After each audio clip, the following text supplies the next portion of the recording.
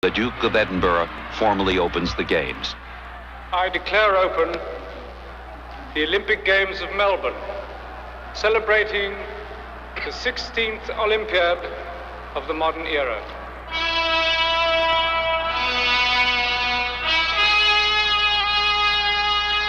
Now the final moments have arrived.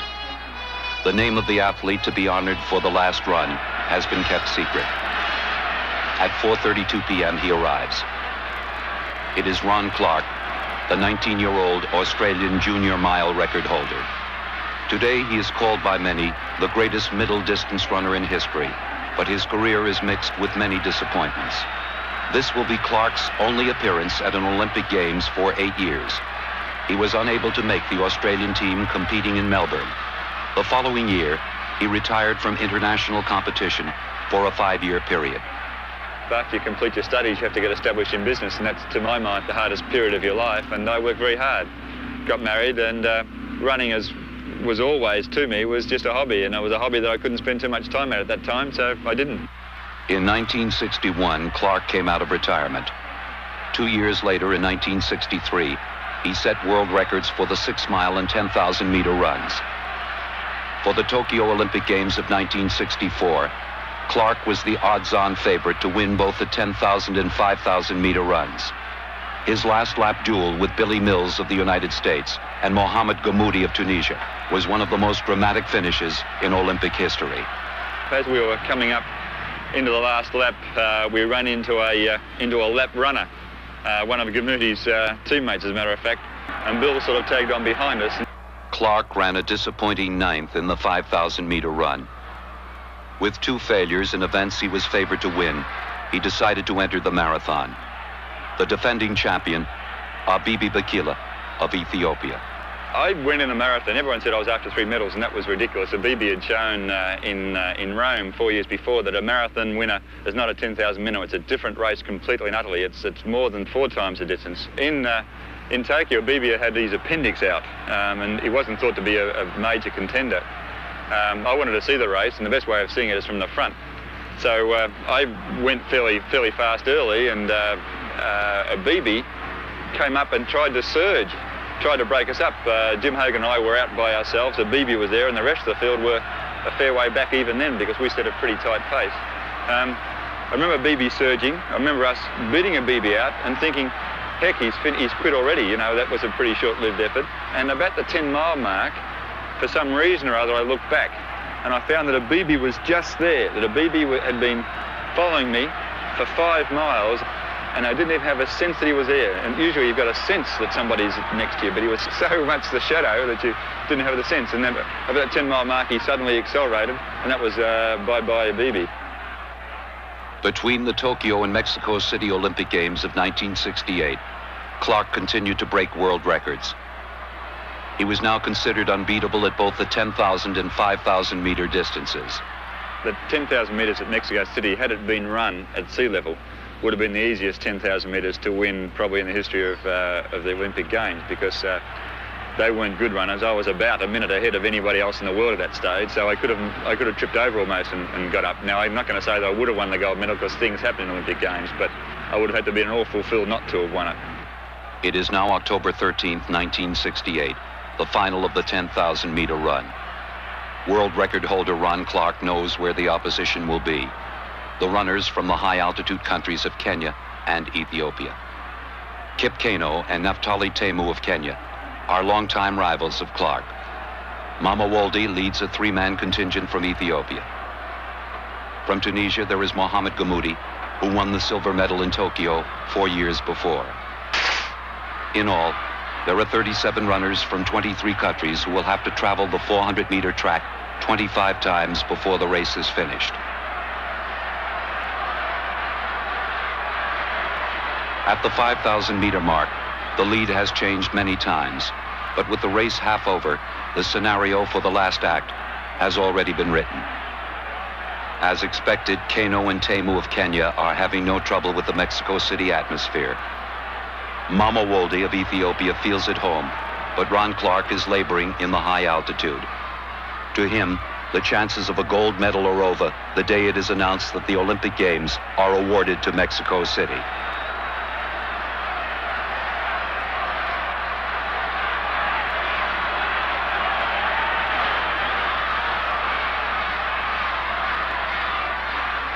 With 3 laps to go, it is Landy, Ethiopia, Clarke, Australia, Temu, Kenya, and Gammoudi, Tunisia.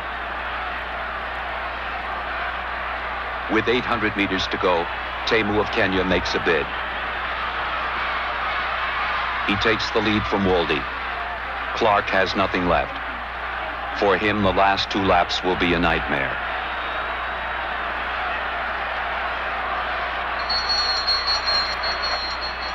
With 1 lap to go, Mamo Landy takes the lead back from Temu.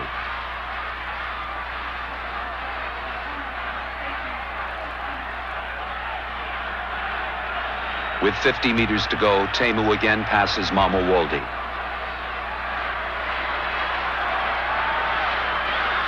Temu, Kenya first. Landy, Ethiopia second. Gammoudi, Tunisia third. In 6th place, Ron Clarke. He falls unconscious at the finish line. For a few minutes, there is fear for his life. I remember going to put on my knees, and then I remember the next thing I remember is the doctor, Brian Corrigan, bending over me and swearing at somebody. 4 days later, still weak from his harrowing experience in the 10,000 meters, Ron Clarke comes back for the 5,000-meter run. He stays in contention until the final 2 laps. Then he falters. Going into the final turn, Kip Keino of Kenya in 3rd place moves past his teammate Neftali Temu and challenges Mohammed Gammoudi of Tunisia for the lead.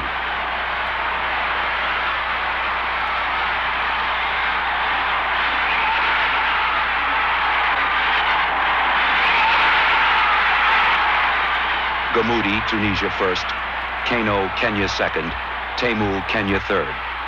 In 5th place, Ron Clarke, Australia.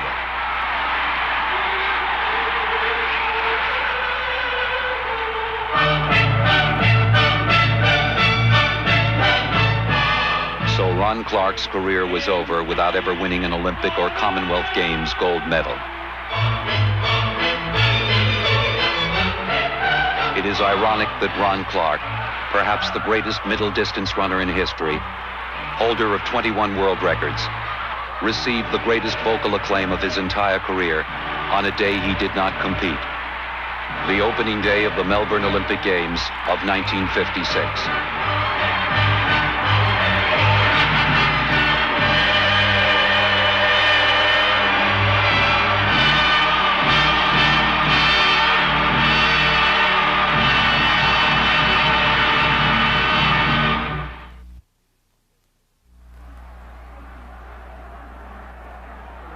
It is Monday, November 26, 1956, the finals of the women's 100-meter dash.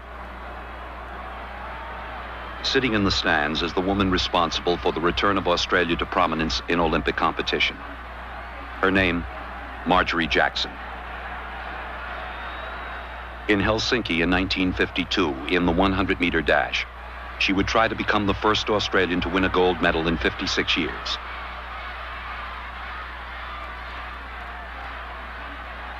Her main competition was expected to be Fanny Blankers-Koen of Holland, who at the age of 33 would try to repeat her performance of 4 years before in London. She had come out to Australia, and I had beaten her here a couple of times.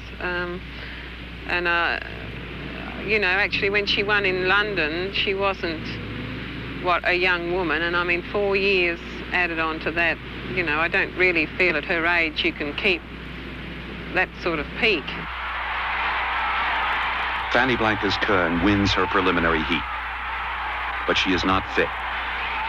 She has to withdraw from further competition. I knew that I was ill. I couldn't. But it was for me impossible to win the 100 and 200 meters. I know that before, but I think it would be nice to be in the final. The final of the 100-meter dash. Australia is represented by Winsome Cripps, Shirley Strickland, and Marjorie Jackson.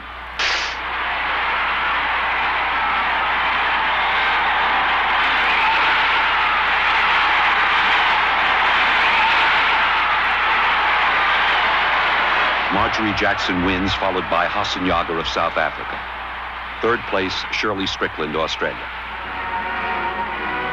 Marjorie Jackson is the first Australian to win a track and field Olympic gold medal since 1896.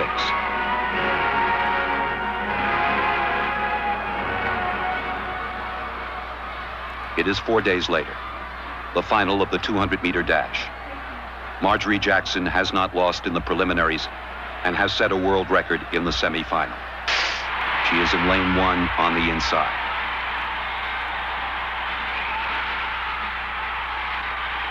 I love running on.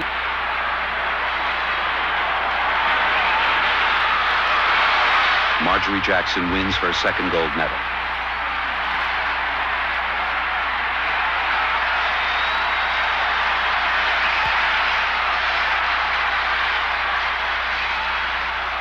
Four days later, she will try for her third gold medal, running the anchor leg for the heavily favored Australian 400-meter relay team.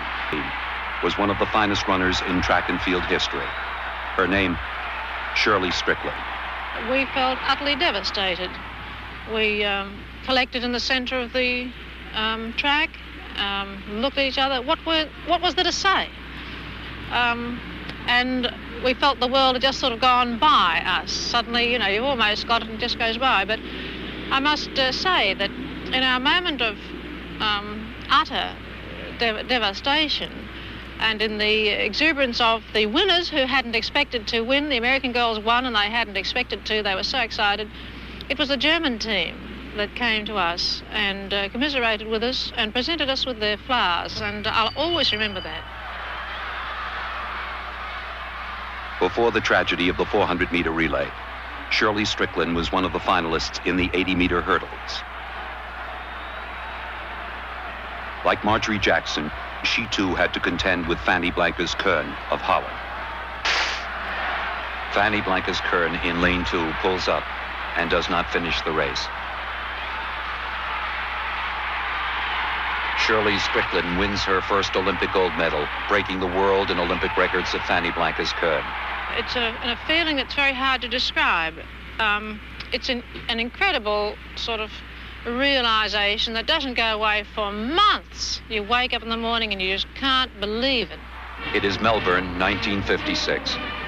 Shirley Strickland, at age 31, will now try and become the first woman in track and field history to win successive gold medals in the same event. Shirley Strickland is in lane 6, closest to the camera.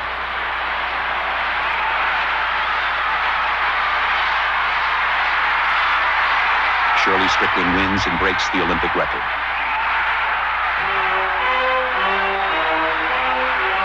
In 3 Olympiads, she has won 3 gold, 1 silver, and 3 bronze medals. But of all the time she stood on the victory platform, perhaps the greatest moments were in Helsinki in 1952. The sun was just setting. It was just, you know, an incredibly unreal situation. And we'd had some argument in Australia about which was the national anthem. As you may realise, there's a dispute between God Save the Queen and Advance Australia Fair or some other national song. And this had occurred. And for me, I got both. And I thought as an added bonus, I stood there for hours. It seemed like hours while they played both national anthems.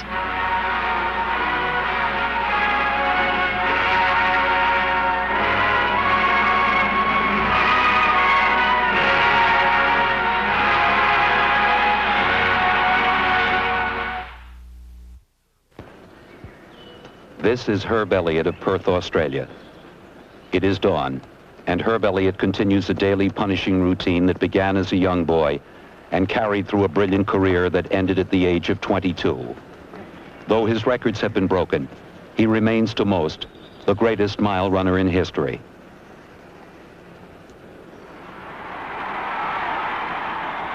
It is November 23rd, 1956. The final of the 10,000-meter run at the Melbourne Olympic Games. 80,000 spectators watch Vladimir Kutz of the Soviet Union punish his opponents with a pace that only he can maintain during an entire race. One of those watching is 17-year-old Herb Elliott. The year before, Elliott won the Australian Junior 800-meter and 1,500-meter championships, but then he broke 2 bones in his foot and discontinued training. His career appeared to be over. But after watching Kutz destroy his opponents, Elliott decides to try again.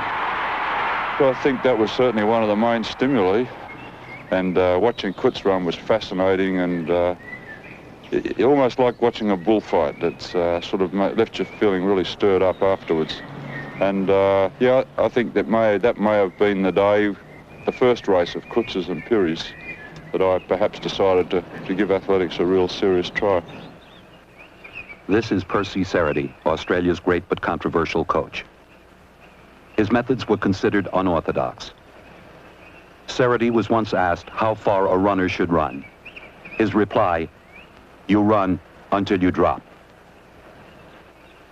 Herb Elliott trained with Percy Cerutty at Portsea, 55 miles south of Melbourne.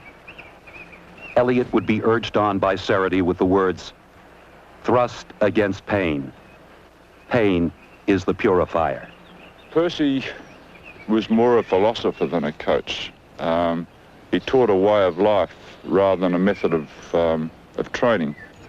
And he convinced me that if a person makes up their mind to achieve something, they will achieve it. Now that sounds rather glib, rather trite, and a sort of a truism. Everybody's heard that before.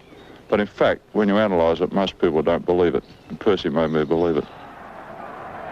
It is Tuesday, September 6th, 1960. The scene, the Stadio Olimpico, Rome. The situation, the final of the 1,500-meter run.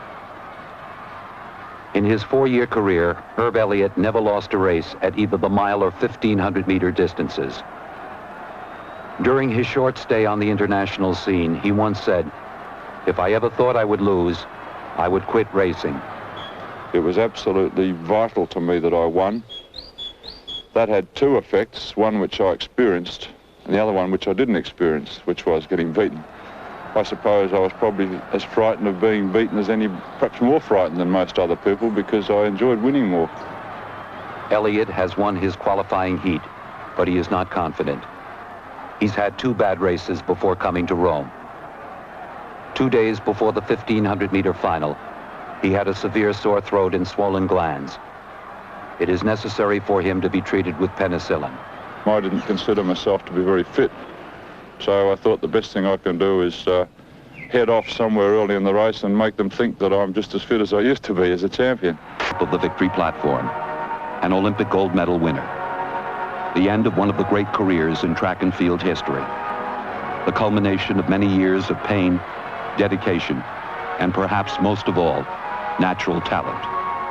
The proudest moment for me was not when I ran across the finishing line, and not when I stood up on the rostrum, not when I got the medal round my neck, but when I heard the Australian anthem, or our anthem, and the flag go up, the Australian flag, and knew that I was responsible for it. And there were about 12 million people in Australia who were thrilled out of their brains that it was there. That was a great feeling. This is Betty Cuthbert of Sydney, Australia. In November 1956, at the Melbourne Olympic Games, she was 18 years old. She was one of 3 Australian women who would attempt to win the 100-meter dash. The others were the pre-race favorites Marlene Matthews and Shirley Strickland, who the year before had set the world record for the event. So I was very, very nervous before a big event, and what made me even more nervous, our papers ran a little article, and it had 23 days to go, 22 days to go, and each time I read it, my heart would skip a beat, and to me, I always felt it was a good sign that I was nervous, because I always felt edgy then and was ready to go. It is Monday, November 26, 1956, the final of the women's 100-meter dash. There are 6 finalists. The 3 favorites in the race, Krista Stubnik of Germany, and Betty Cuthbert and Marlene Matthews of Australia.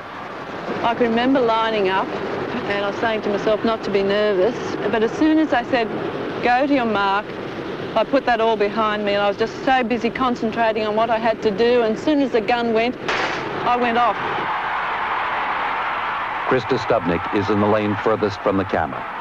Marlene Matthews and Betty Cuthbert are in lanes 3 and 4 in the middle of the track.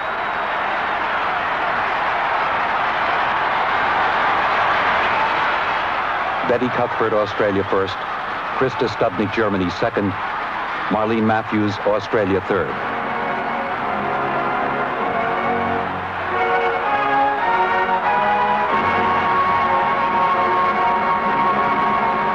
Betty Cuthbert has duplicated Marjorie Jackson's victory of 4 years before. In a few days, she will try and equal another record of Jackson's to become the second Australian woman to win both the 100-meter and 200-meter gold medals.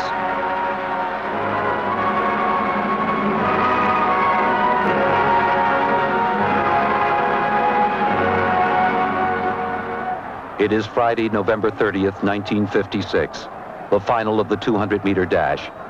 Betty Cuthbert has won both her preliminary heat and semi-final races.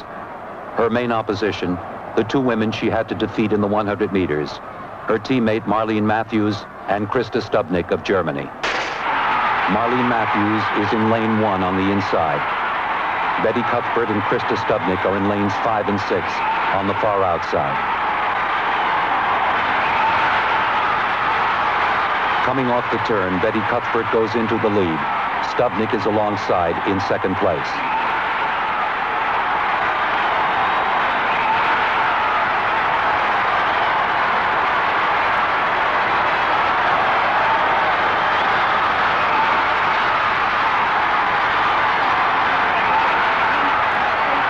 Betty Cuthbert, Australia first. Krista Stubnik, Germany second. Marlene Matthews, Australia third. The finish is the exact same order as the 100-meter final a few days before. Betty Cuthbert's victory now gives Australian women a clean sweep of gold medals in the 100 and 200 meters in 2 successive Olympic Games. Now Betty Cuthbert will try for a third gold medal in the 400-meter relay, a prize that eluded Marjorie Jackson in Helsinki when the baton was dropped. In the middle of the third leg, the teams from Australia and Great Britain are running stride for stride. The race for the gold medal will be between Betty Cuthbert of Australia and Heather Armitage of Great Britain.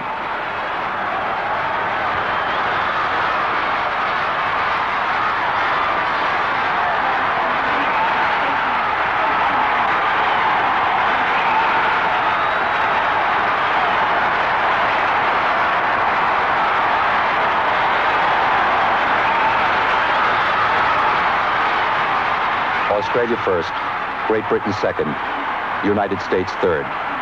Betty Cuthbert has won 3 gold medals. She now sets her sights for the 1960 Olympic Games in Rome.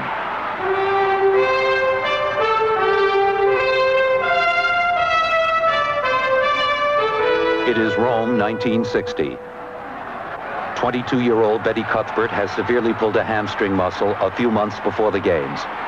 In a preliminary heat of the 100-meter dash, she re-injures her leg and is forced to retire from the Games. For all intents and purposes, Betty Cuthbert's Olympic career is now over.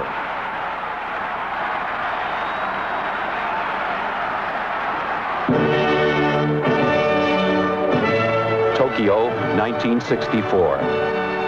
It is 8 years since Betty Cuthbert has won 3 gold medals. I retired in 1960 for the simple reason I thought I'd done enough. But 18 months after, I thought I wanted something to do and didn't know what, and suddenly a little voice kept telling me I had to run again, and I fought this for 2 months because I didn't want to run again. But I couldn't sleep at night for this little voice telling me I had to run again. Never discussed with anybody that I was thinking about this, to run again, because I thought as soon as I tell anybody, they'd all talk me into it, and I didn't want anyone to talk me into something I didn't want to do. But this little voice was. So I decided once there and then I was going to run. And as soon as I made the decision, I felt terrific. It is Saturday, October 17th, 1964, the final of the 400-meter run. Betty Cuthbert is not expected to win. She finished third in her qualifying heat and second in her semi-final. The race is expected to be a duel between Anne Packer of Great Britain and Judith Amor of Australia. Both won their semi-final heats easily. Betty Cuthbert is closest to the camera. This is a new event for her. She is normally a sprinter. She has the speed to win if she can last the distance. In the middle of the final turn, Cuthbert leads Packer by 3 yards. Judith Amor is in third place. With 50 meters to go, Anne Packer, closest to the camera, starts her final spurt. Betty Cuthbert first, Anne Packer second, Judith Amor third.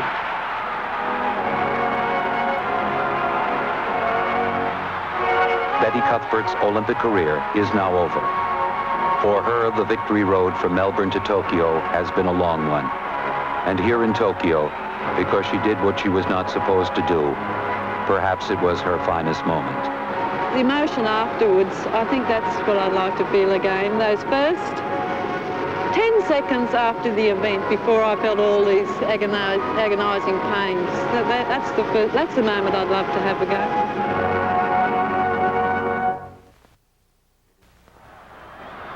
It is 4:45 p.m., November 22nd, 1956. 26-year-old John Landy of Melbourne recites the Olympic Oath to the more than 5,000 athletes at the Melbourne Cricket Ground. We swear that we will take part in these Olympic Games in the true spirit of sportsmanship, and that we will respect and abide by the rules which govern them, for the glory of sport and the honour of our country.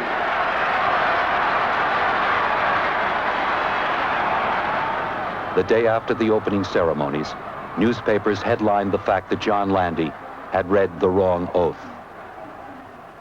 This is the Melbourne Cricket Ground today. Standing in the same spot, John Landy still has memory of that day. I was asked to read the oath, and I was given very direct instructions as to what I was to say. In fact, I took this down on a piece of paper and I got up and read it. When I came out, they said, you know what, you've read the wrong oath. And I said, no, I haven't, and produced mine, and the point here is that it didn't match with the one on the program.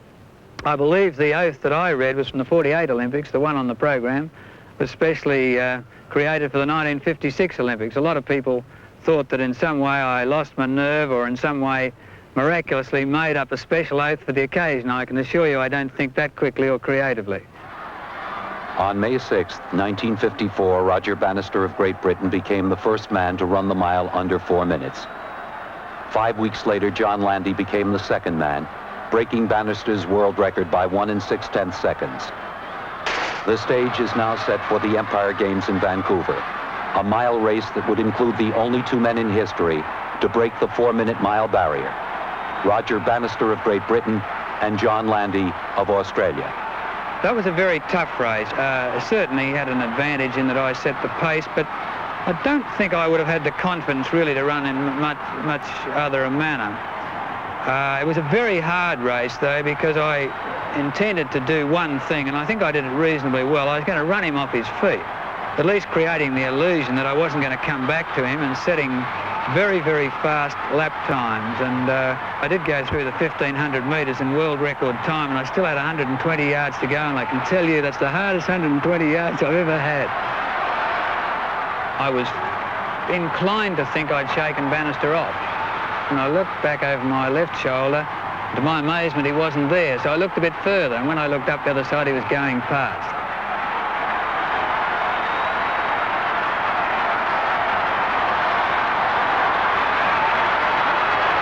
Roger Bannister won that race because he was the stronger runner in the race, but it wasn't a case of the man who sprinted home, it was a case of the man who slowed down last, and that was Roger Bannister.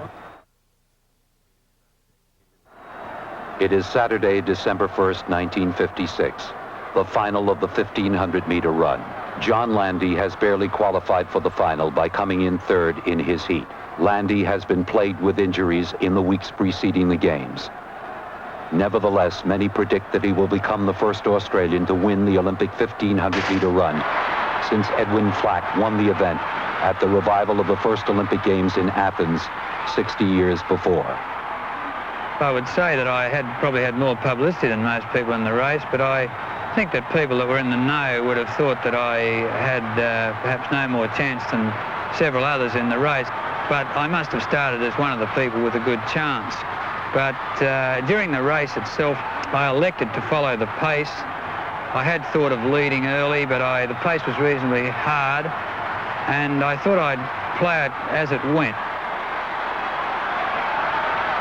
With 500 meters to go, Landy is next to last on the inside. Normally in the lead at this stage, the position is unfamiliar to him. Landy starts his move and passes runners on the outside. I moved once with about perhaps a little over a quarter of a mile to go. Then I pulled back thinking there must be something wrong, I feel too good.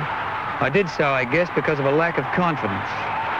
Brian Houston of Great Britain breaks loose from the pack, the precise moment Landy stops his surge to the front. With 300 meters to go, it is Houston, Great Britain first, Richtenhein, Germany second, Boyd, Great Britain third, Landy fourth. On the outside, Ron Delaney of Ireland is passing runners and going after the leaders.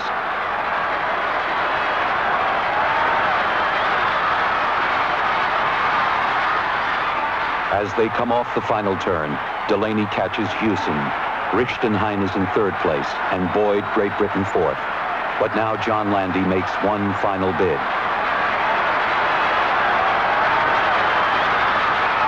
Ron Delaney, Ireland first. Klaus Richtenhein, Germany second. John Landy, Australia third. I must admit I was rather pleased to have got third. I guess if it had been 6 months or a year earlier, I would have been bitterly disappointed. But on the day, I believe I ran as well as I could. I've not the faintest doubt that Delaney would have won that race, whatever tactic I had adopted. I don't think I was good enough on the day. Whether I could have come second would have been a matter of finding an extra inch. I wouldn't care to debate that. That's possible. I wouldn't have beaten Delaney. He was too good. The Irish national anthem is played for the only time at the Melbourne Olympic Games. After the race, Ron Delaney said, "I could not have won without the help of John Landy. I owe everything to him. He taught me to make the full use of my capabilities."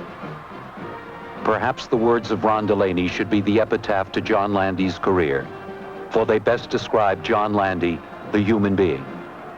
But if visual proof is needed to confirm the athletic ability and personal character of this very special man, perhaps it was that day 8 months before the Melbourne Olympic Games when John Landy and Ron Clarke ran in the Australian National Championships. For those who were there will remember it as one of those privileged times that will not come their way again. With 2 laps to go in the race, Ron Clarke is in first place, followed by John Landy. As they round a turn, Clarke trips and falls to the track. Landy stops running and goes to the aid of his teammate as the other runners in the race continue on. When Clarke confirms that he is uninjured, Landy starts after the leaders, who are now 60 yards in front. With 200 yards to go, Landy has made up half the distance he lost. As they come into the last turn, Landy makes a final move. With 125 yards to go, Landy takes the lead.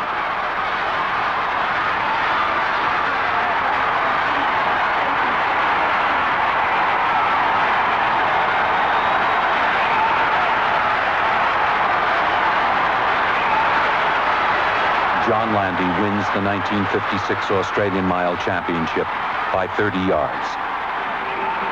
So John Landy's career at age 26 is over, with his third place finish at the Melbourne Olympic Games.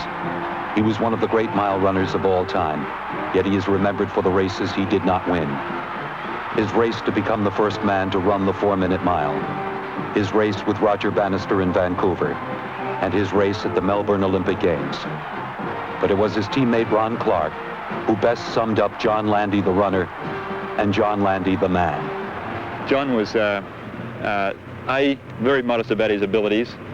2, didn't like to push himself to the forefront. 3, was a very, very good runner who never made excuses, ever. I was honest to myself. I ran as I always had run, but being realistic, I think that I got a little bit more publicity than my athletic prowess deserved, and I suffered the fate of being always thought to be able to do perhaps a little more than I could.